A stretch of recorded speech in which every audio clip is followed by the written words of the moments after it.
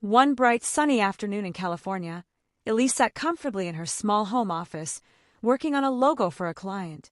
Her job as a freelance website designer brought peace and routine to her days. After 3 years of being married, her life with her husband, Daniel, felt just right.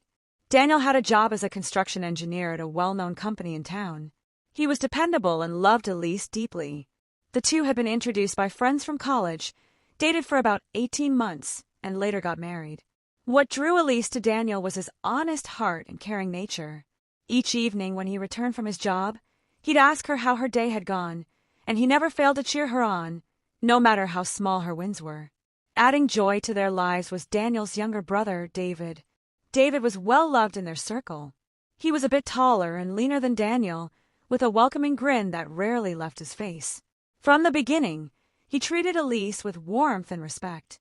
At first, Elise felt unsure about how she and David would get along. But he quickly made her feel at ease with his polite manners and gentle attitude. He often stopped by their place on weekends, praising her cooking and genuinely enjoying their company. Now and then, the three of them would go out for a meal or catch a film together. David had a real knack for cooking and occasionally showed Elise how to prepare different dishes. His pasta was a favorite, and Elise enjoyed watching his steps closely. Daniel would laugh and say, "Looks like my brother's the real chef," to which David would grin and say, "I just like teaching my sister-in-law." Their outings as a trio happened several times a month. David always positioned himself between them but never intruded. Naturally considerate, he would buy coffee when Elise felt tired, and when Daniel was busy, he would engage Elise in conversation. "David being here is such a help," Elise often said to Daniel. Daniel was equally thankful for his brother's company. "We're lucky," he would respond. David frequently shared stories about his job in software development, his eyes lighting up when discussing the latest tech. Elise found his expertise intriguing, and she sometimes received advice applicable to her own work. On leisurely afternoons, lounging in the living room and watching TV together, Elise felt truly content. Daniel would drape his arm around her shoulders, while David relaxed on the opposite couch. These simple moments were the most precious to her.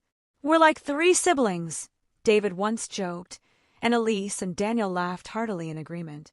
Their bond seemed to transcend typical family ties. When preparing dinner, David always offered to help. The sight of the 3 of them cooking together in the kitchen was a picture of an ideal family. He always noticed when Elise needed assistance, readily helping with heavy items. "He's such a great brother-in-law," Elise would tell Daniel, who would smile with pride. "David has always been a good guy. I'm glad he liked you from the start." In this warm family dynamic, Elise felt entirely secure. For her, Daniel and David were the most significant people in her life. With the arrival of spring, a small change occurred in Elise's life. Due to work requirements, David transferred to a tech company just a 15-minute drive from Elise's home office. The new job involved cutting-edge software development and was an excellent opportunity for him. "It's so much closer now," Elise remarked, and David grinned. "Now I can work near my brother's wife. If you need help, I can be there in no time." Their first chance encounter happened on an afternoon after Elise had a meeting at a nearby cafe. Just as she was leaving, she spotted David walking toward her from across the street. "Elise, what a surprise to see you here," he exclaimed, genuinely delighted. "Was that a work meeting?" "Yes, discussing a new project," Elise replied casually. "What about you, David? What are you doing here?" "I just finished a meeting. Want to grab coffee together?" "It's my lucky day, running into my brother's wife." As they sat across from each other in the cafe, they chatted about work and recent happenings. David, being an excellent programmer, offered Elise helpful advice about her projects. "The web design world looks tough, but I always think the work you do is amazing," he said, his words filled with genuine admiration. Elise felt pleased. While Daniel supported her work too, David's professional insights were refreshing and useful. From that day on, David began dropping by Elise's home office more frequently, claiming he was just in the area. Initially, it was about once a week, but soon the visits increased. "I brought you a little something," he would say, always bringing a small gift. Elise's favorite chocolate cookies, new herbal teas, or sometimes even fancy stationery. Elise was impressed by how well he understood her preferences. "How do you know my taste so well?" she asked, and David smiled slightly. "I always care about my brother's wife. I want you to be happy." Elise was touched by his kindness, realizing she hadn't known he thought about her so much. When she was exhausted from work, he would bring warm soup or show her how to use new software. His presence was definitely enhancing Elise's daily routine. Meanwhile, Daniel had been appointed as the head of a major construction project, making his days busier than ever. He would leave early and return late. Each time Elise saw her tired husband come home, she felt a pang of sympathy. "I'm really sorry, Elise. I haven't been able to spend much time with you lately," Daniel said one evening, looking utterly worn out. "It's okay. I know your job is important," Elise replied gently. "David often stops by, so I'm not lonely." Daniel looked relieved. "I'm really thankful to my brother. He's looking out for you in my absence." Indeed, David often used the phrase, "in place of my brother." When Elise's car needed repairs, he accompanied her to the shop.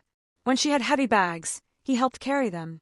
When her computer broke down, he rushed over to fix it. "While my brother's busy, I'll take care of Elise," David declared seriously. "We're family, so it's just natural, right?" Elise felt deeply moved by his dedication. She had heard of many people struggling with in-law relationships, but she felt incredibly fortunate. David occasionally asked detailed questions about Elise's work, what clients she worked with, her schedule, where she shopped. She interpreted his interest as familial concern and answered openly. "I worry about Elise's safety," he explained. "Freelancing involves a lot of solo work, so I get anxious thinking about what could happen." For Elise, who often went out alone, having family care about her was reassuring. David understood her habits and often checked in at appropriate times to ensure her safety. On weekends, the weary Daniel often preferred to relax quietly at home. During these times, David would suggest, "Let's let my brother rest and take Elise to the movies or museums." "I feel secure when David's around," Daniel would say. "My brother has a strong sense of responsibility, so he'll look after Elise." When they went out together, David always behaved gallantly. He walked at Elise's pace, carried heavy bags, and frequently checked if she was tired. At restaurants, he chose dishes that matched her tastes and always paid the bill. "It's natural to cherish my brother's wife," he asserted. "Elise is our family's treasure." Elise was warmed by such words. Even though they had become family through marriage, she hadn't expected to be loved so deeply.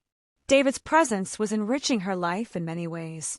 As summer approached, Elise bragged to her friends about having such a wonderful brother-in-law.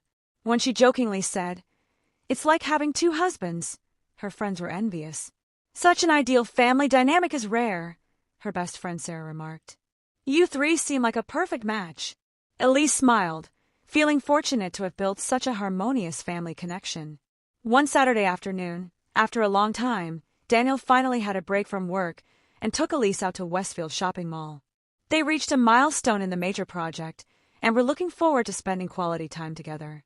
"It's been forever since we had a date, just the two of us," Elise said cheerfully, linking her arm with Daniel's. "I'm sorry, Elise. I've just been so busy lately," Daniel replied apologetically. "Today I've set aside time just for you." The mall was lively with weekend shoppers. The couple strolled hand in hand, exploring various stores. They first visited the bookstore to check out new releases, then browsed kitchen items at the home center. Elise's gaze landed on a small ceramic vase, and Daniel bought it for her as a gift. "It's adorable," Elise said, cradling the vase. "It'll look perfect on the living room table." "If you like it, I'll buy you anything," Daniel said softly. "Don't hold back today. If there's anything you want, just let me know." They stepped into a clothing store where Elise was searching for a summer dress, and Daniel enjoyed watching her try on different outfits. Elise picked a bright sundress and decided to try it on. "What do you think?" She twirled in front of the mirror. "It looks fantastic on you." "The color suits you perfectly," Daniel complimented sincerely. Elise wanted to try on a few more outfits and headed toward the fitting room. At that moment, Daniel casually glanced around the store. Suddenly, he felt someone watching them. At first, he thought it was just a coincidence, but when he clearly saw who was staring, Daniel's expression shifted entirely. It was David. He was pretending to be another customer while clearly observing them. Daniel's heart raced. David shouldn't have known they were coming here. Why was he in this store? And why was he acting so furtively? David was moving around skillfully, making sure not to be noticed, yet determined not to miss a single move Elise made. A chill ran down Daniel's spine. When Elise exited the fitting room, Daniel quickly grabbed her hand. "Elise, come here." "What's wrong?" "I still want to try on more clothes." Daniel glanced around anxiously. David was now peeking from behind the accessories display. Daniel's anxiety turned into certainty. "Hide in the fitting room right now." His voice was urgent, issuing a warning. Elise was confused by her husband's sudden shift in demeanor. "What? What are you talking about?" "Just do it now." Daniel firmly pulled Elise's hand and pushed her into the fitting room. Elise was bewildered. "Daniel, what on earth is happening?" "Be quiet."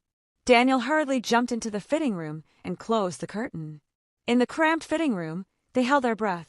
Elise looked at her husband's face, which wore a serious expression she had never seen before. "Don't make a sound," Daniel whispered in her ear. Elise, still confused, peeked through a small gap in the curtain. At first, she saw nothing, but after a moment, she noticed a man loitering near where they had been.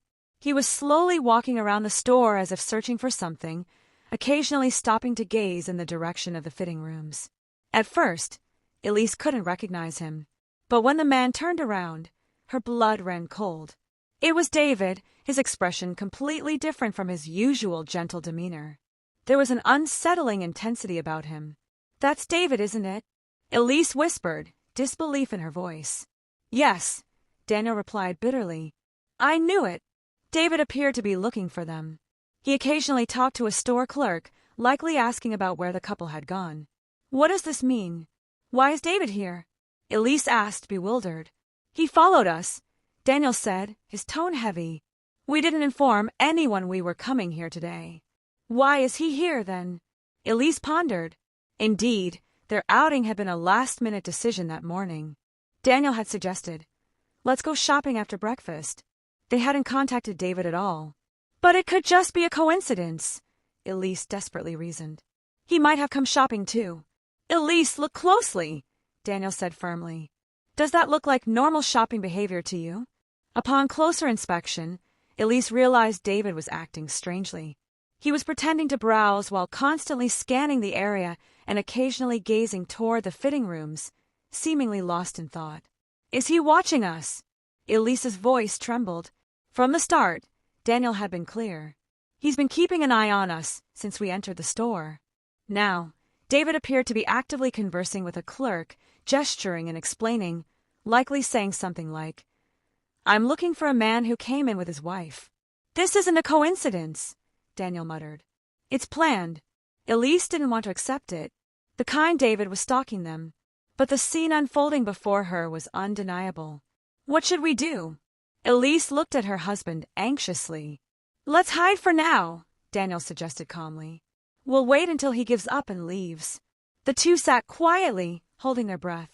David continued to search the store, occasionally coming alarmingly close to the fitting rooms, causing Elise to shrink back in fear. After about 30 minutes, David finally exited the store. However, to ensure he was truly gone, they waited another 10 minutes. "I think it's safe now," Daniel said quietly. "But let's be cautious coming out." They carefully stepped out of the fitting room. David was nowhere in sight, but Elise's heart was still filled with anxiety and confusion. "Daniel," she said, her voice shaking. "What does this mean?" Daniel wrapped his arms around her shoulders. "Let's go home. We need to discuss this." The couple hurriedly left the mall. During the car ride home, an oppressive silence enveloped them. What would typically be filled with light conversation was now tense with worry. Elise gazed out the window, replaying the day's events in her mind. "Daniel," she finally broke the silence. "Did you know something was off beforehand?" Daniel hesitated for a moment, sighing deeply as they waited at a traffic light. "I had my suspicions," he admitted heavily. "But I couldn't bring myself to doubt my own brother." "How long has this been going on?" "About 2 months," Daniel continued, his tone pained. "I noticed that David appeared too often when you went out. At first, I thought it was just coincidence, but the frequency was odd." Elise tried to recall her recent encounters with David. Indeed, she had run into him too often lately, the supermarket, library, cafe, and now the shopping mall. Was there anything else? She asked. I was also concerned about how well he knew your schedule, Daniel said. He seemed to know your plans that even I wasn't aware of. Whether he heard them directly from you, or he might have been monitoring you. Once at home, they sat in the living room to talk. Daniel outlined the unusual signs he had noticed. David was taking an excessive number of photos of you, he continued. At family events, he would often only aim the camera at you. Initially, I thought it was because my brother's wife is beautiful, but the look in his eyes seemed more obsessive than affectionate. Elise began trembling with fear. What she had thought was warm family love might actually have been a twisted obsession. But why didn't you say anything sooner? Because I had no evidence, Daniel replied painfully. If I was wrong, it could ruin our family ties. David is my only family. I didn't want to suspect him. That night, neither Elise nor Daniel could sleep. The next day, Sunday, Daniel made a firm decision. Let's search David's room. Is that really okay? Elise asked nervously. After what happened today, I can't let this continue. David had mentioned he was meeting friends in the afternoon, giving them a window of opportunity. Daniel used a spare key to enter David's apartment, with Elise anxiously following behind. Initially, they found nothing amiss. But at the back of the bedroom closet, Daniel discovered a hidden cardboard box. When they opened the box, both gasped in shock. Inside were countless photos of Elise, not just from family gatherings, but many taken without her knowledge. Elise shopping, speaking with clients at a cafe, and hanging laundry in her home garden. This is voyeurism, Elise whispered, trembling. Even more chilling was a notebook containing detailed records of Elise's daily activities, wake-up times, destinations, return times, outfits worn, and people met. Everything was meticulously documented. It's like a surveillance diary, Elise said, pale. Daniel opened a desk drawer and found small bags containing Elise's hair, likely collected secretly when she visited. This is disgusting. Elise felt nauseated. The most shocking discovery was David's diary, filled with vivid accounts of his twisted feelings for Elise and jealousy toward Daniel. She's too good for my brother. Elise understands me better. I could make her happier than he can. The way she looks at me is special. She smiles at me in ways she doesn't with him. One day, Elise will notice my feelings and choose me instead. Elise is mine. My brother is in the way. As Elise read the diary, she trembled at the realization of David's delusions. Suddenly, they heard the front door open. David had returned earlier than expected. Elise, Daniel, he called out. When he entered the bedroom and saw the disarray, he froze momentarily. Then his expression changed entirely upon seeing the diary in Elise's hands. You read it, he said, his voice eerily calm. What is this, David? Daniel demanded, shaking with anger. My true feelings, David replied defiantly. There's no need to hide anymore. You're sick, Daniel shouted. Elise is my wife. She's too good for you, brother, David replied coldly. Elise wants me. She just doesn't realize it yet. Elise stepped back in fear. That's not true. I thought of you as a brother-in-law. Don't lie, David shouted suddenly. The smile you gave me was special. You showed me expressions you only reserved for me. You love me. Admit it, David. Face reality. Daniel stepped in front of his brother. Elise doesn't love you. She was treating you like family. Shut up. David tried to push past Daniel. You always steal what's mine. Mother's love, everyone's attention. You took everything. But this time it's different. Elise is mine. Daniel was taken aback by his brother's words. Mother's love? What are you talking about? When they divorced, Mom chose you. I was left with Dad. Why? Because you were the one deserving of love.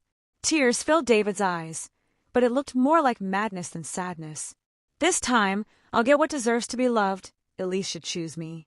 Me, not my brother. Elise was speechless with fear, realizing that David's love was actually twisted revenge stemming from childhood trauma. I'm calling the police, Daniel said, pulling out his phone. Stop. David reached out desperately. I haven't done anything wrong. I'm just in love. This isn't love. Elise finally found her voice. This is sickness. You need help. Even Elise is rejecting me, David said with a desperate expression.